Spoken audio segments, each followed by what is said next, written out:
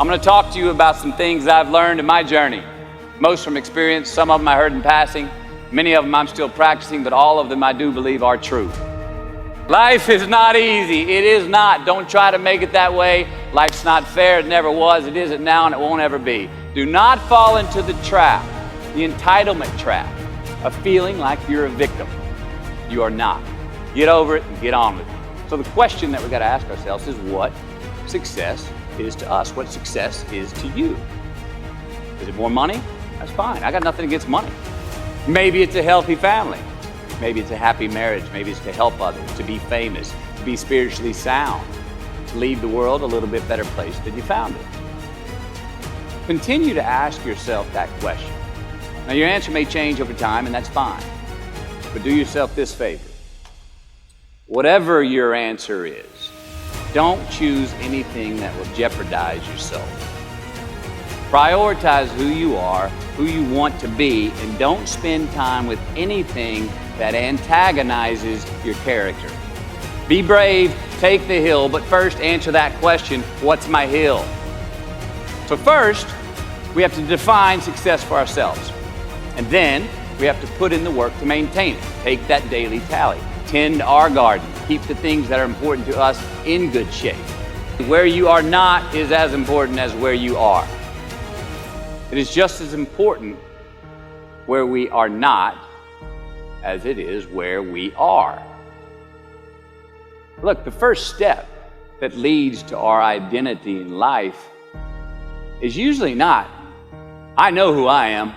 I know who I am. That's not the first step. The first step's usually, I know who I am not.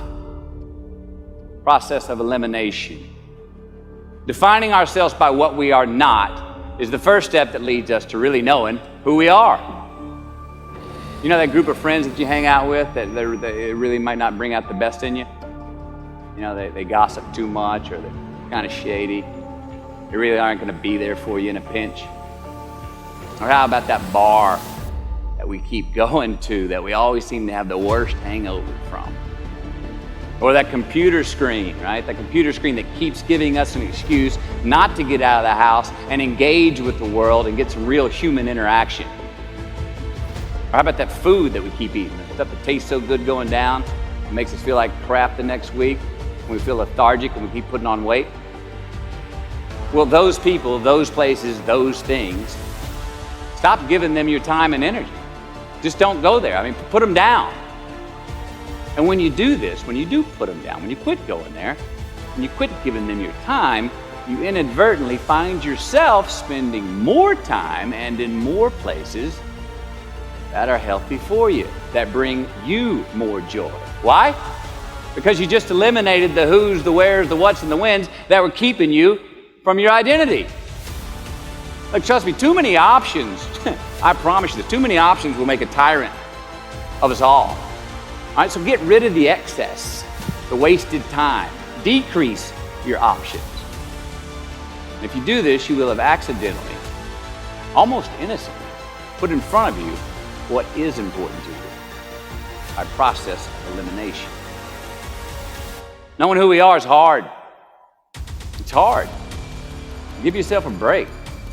Eliminate who you are not first, and you're going to find yourself where you need to be. Instead of creating outcomes that take from us, let's create more outcomes that pay us back, fill us up, keep your fire lit, turn you on for the most amount of time in your future.